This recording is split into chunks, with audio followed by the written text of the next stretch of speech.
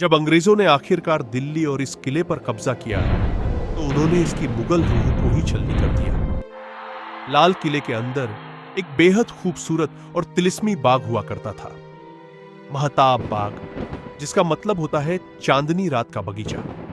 अंग्रेजों ने अपनी नफरत में इस हसीन बगीचे को बेरहमी से उजाड़ दिया।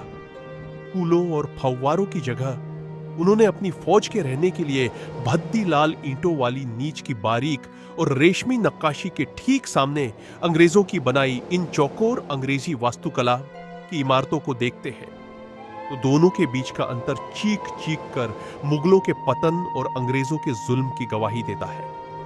अंग्रेजों ने लाल किले के लगभग 80% शाही महलों और बगीचों को नष्ट कर दिया था, लेकिन लाल किले के इतिहास का सबसे स्याह और रुला देने वाला दिन वो था जब इसी किले के अंदर जहां कभी मुगल बादशाहों का एक इशारा पूरी दुनिया का कानून हुआ करता था, वहीं भारत के आखिरी बादशाह बहादुर शाह जफर को एक मुजरिम की तरह खड़ा किया गया। अंग्रेजों ने उन पर 1857 की क्रांति का सरगना होने का मुकदमा चलाया।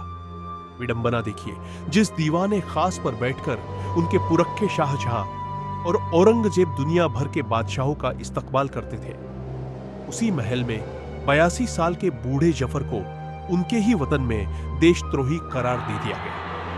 अपनी आखिरी गजल में अपने टूटे हुए दिल का दर्द इन अमर पंक्तियों में पिरो दिया। कितना है बदनसीब, जफर दफन के लिए 2 गज जमीन भी न मिली को। यार में यानी ऐ जफर, तू कितना बदनसीब है कि तुझे मरने के बाद दफनाने के लिए अपने महबूब वतन की मिट्टी में 2 गज जमीन भी नसीब नहीं हुई। यह लाल किला सिर्फ ईंट काड़े और लाल पत्थरों से बनी कोई बेजान इमारत नहीं है।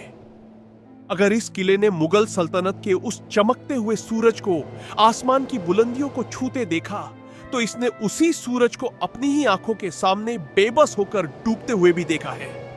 सत्ता के खूनी संघर्षों से लेकर नादिर शाह की लूट और आजादी की लड़ाई तक लाल किला न जाने कितने तूफानों का एकलौता और खामोश गवाह है।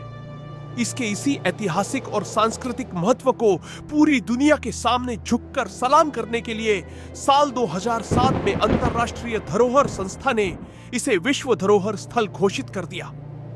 आज जब हम 15 अगस्त को इस किले की प्राचीर पर आजाद भारत का तिरंगा शान से लहराते हुए देखते हैं तो उन लाल दीवारों में दफन इतिहास की अनगिनत कहानियां खामोशी से हमें देख रही होती है और मानो कह रही होती है, वक्त से बड़ा कोई शहंशाह नहीं होता।